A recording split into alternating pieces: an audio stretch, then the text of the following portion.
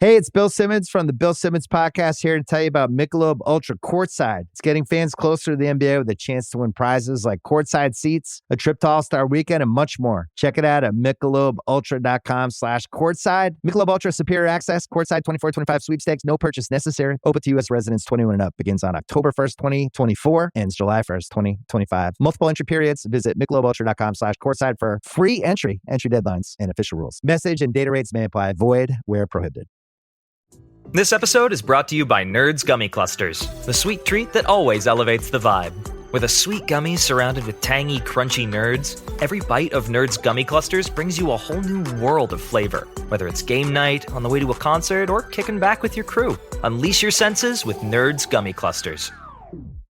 Every cup of Nespresso coffee is an invitation to transform your morning routine into a ritual you can treasure each and every day. Using the Vertuo Pup, a simple touch of the button freshly brews bold aromas and a rich, velvety crema layer for delicious cafe-quality coffee at home. Whether you enjoy your coffee hot or over ice, every sip, every morning is unforgettable. Nothing tastes like Nespresso coffee. Visit Nespresso.com or our app to explore our full range of easy-to-use machines and coffees not found anywhere else. Hello everyone! The clip you're about to hear is from one of our exclusive Patreon episodes, and just like all of our other episodes, it will include major spoilers. You've officially been warned. If you'd like to hear the episode in full, just head on over to patreon.com/horrorqueers and subscribe today to get hundreds of hours of exclusive Patreon content, all for just $10 or less.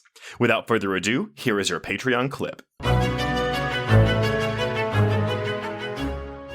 I quite enjoyed this movie. I don't think I'm as high on it as some of our peers are, because, this movie, it's got 85% on Rotten Tomatoes. Like, it's getting a pretty good reception. Okay. But I did quite enjoy this.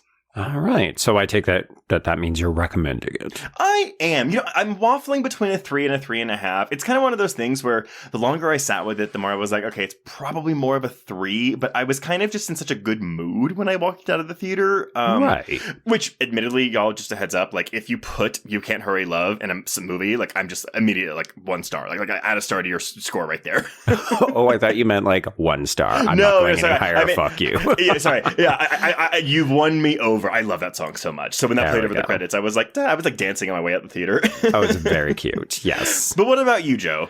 Okay, so I'm a little cooler on this than you are. I think that this is halfway there. So for me, it's coming in somewhere between a 2.5 and a 3. I really like certain parts of it, but I felt like every time I was starting to gel with the film, there would be something that would take me out, and it just kept happening. So yeah, I was like, fully 50% of this movie works for me. I can understand that. And I have several gripes, but it's one of those things where I found Mason Gooding and Olivia Holt so charming, and it's one of those things where I just enjoyed spending time with the characters. And so while I do think there are some issues with this movie on a script level, I'm just gonna say this: I think the third act is a fucking mess. Oh, it's a mess. Yeah. But the road there I thought was really fun, and again, cute, charming, and I've talked before how, like, rom-com is my second favorite genre outside of horror films. So right, this is a marriage made in hell for you? Yeah, because truthfully, I've never seen something done like this before, where it's like, oh, it's a rom-com that happens to have a slasher walking around town, Oh my God. Challenge accepted. Listeners, let Trace know, because I guarantee you this is not the first time we have done this. I can say off the top of my head, nothing is popping to mind. But yeah, it feels like a natural combination, because rom-coms are often put down, slasher films are often put down, but there's a lot of opportunity for synergy between the two subgenres. So I agree with you. I do think that these actors are totally winsome. I like them separately. I like them together. I don't think that their romantic chemistry is great, but they are so fucking charming that I think they're just bringing a lot to the table, and I like seeing them together. I don't feel the heat between them. Okay, well, maybe that's. I guess I can maybe agree with that. I guess I was just thinking, like, I like them together, but I wasn't really. Yeah, I don't know. We'll talk about it. Yeah. Like, considering that the whole, folks, as always, we're going to spoil this, considering that the whole reason that Heart Eyes thruple pivots Heart Eyes, the reason that they pivot to go after Jay and Allie is because the kiss that they witness in the street has so much heat. And I was like, it's fine. Oh, I liked it. But I mean, it's cute, but...